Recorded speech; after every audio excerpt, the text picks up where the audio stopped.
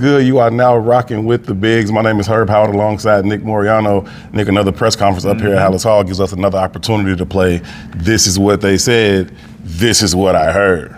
Yeah, it's a fun game. It's fun to be back. And I don't know about you, Herb, but hearing some of these guys talk, and there's Jonah Jackson, there's Joe Thuney, but then there's Grady Jarrett. Oh, my God. It was a breath of fresh air. It just seemed so genuine, but we'll get into it because I think he stole the show today. He definitely stole the show today. I know a lot of people come in and they win the press conference and they say a lot of these kind of cookie cutter cliche kind of things.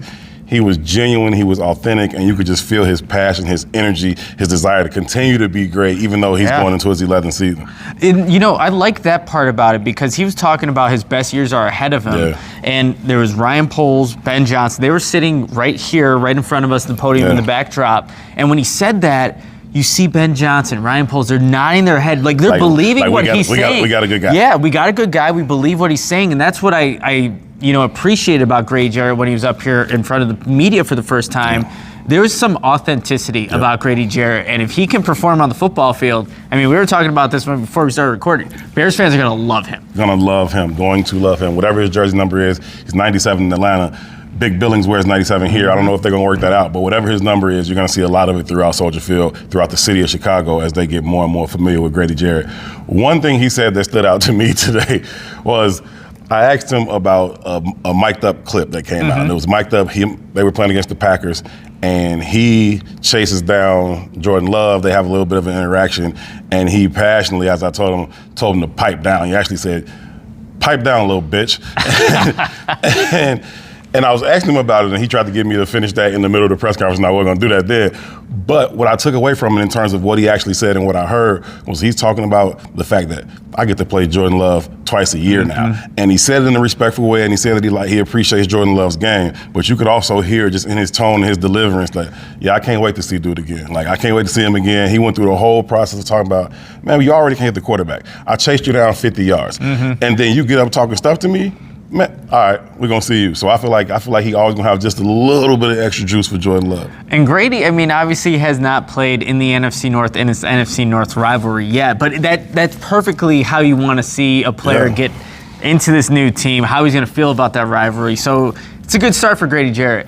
Going back to the offensive side of the ball, just hearing some of the linemen talk, Jonah Jackson was asked about, Caleb Williams and some of what he's gonna do in protection to kind of help this team.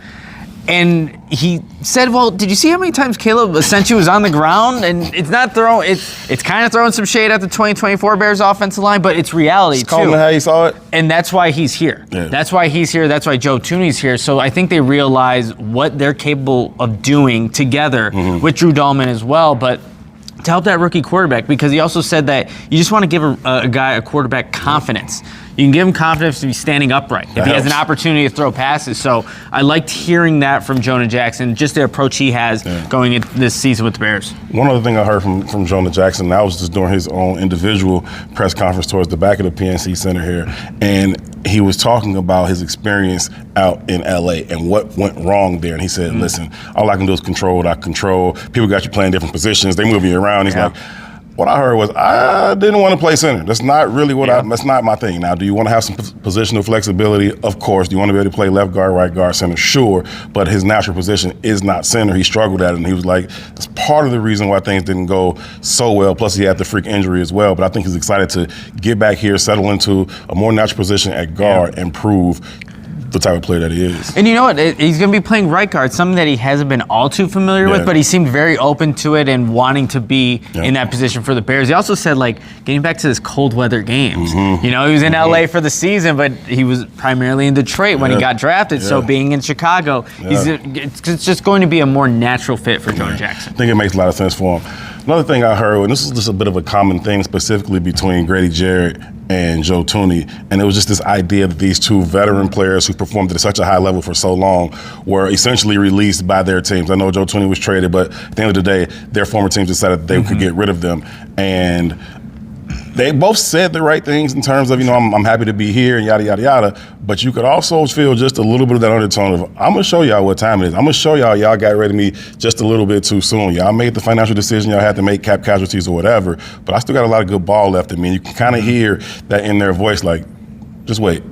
No doubt about it. And you know what, from both of those guys as well, there just seemed to be like this respect for the organization. Yep. Like Grady was up here like just oozing with like smiles and everything about the organization. But Joe Thuney as well, like he's been in winning organizations like the Chiefs and the New England Patriots.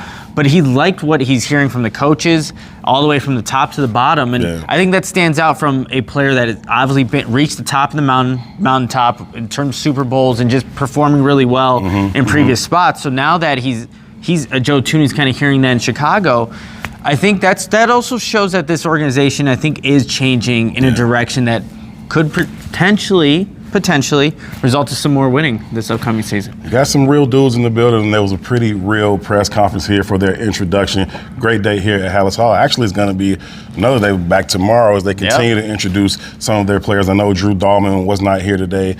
Deo Odangbo not here today.